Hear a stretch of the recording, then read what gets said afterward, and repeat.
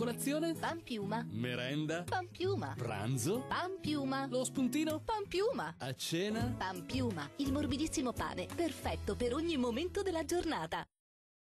Domenica di Pasqua caratterizzata dal tempo instabile, qualche pioggia sulle nostre regioni ci sarà e pare che sarà così anche il giorno di Pasquetta. Vediamo intanto il dettaglio del 16 aprile. Sul Veneto tempo migliore al mattino, al pomeriggio però peggiora su tutte le aree centro-orientali con rovesci e locali temporali.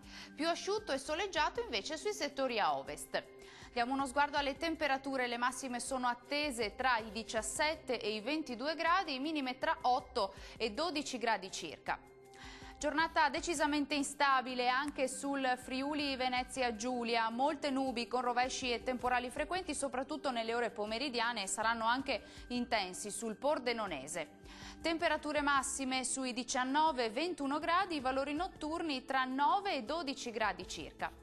Sarà un pochino più fortunato il Trentino Alto Adige, addensamenti con locali piogge e nevicate a 1300 metri sui settori alpini, sole prevalente invece altrove. Temperature massime attese attorno ai 19-22 gradi, valori notturni previsti sugli 8 gradi circa. Il mare sarà quasi calmo, localmente poco mosso nella laguna di Venezia, i venti saranno moderati e orientali. Bene, per oggi il meteo termina qui. A voi tutti i miei personali auguri di una buona Pasqua. Arrivederci.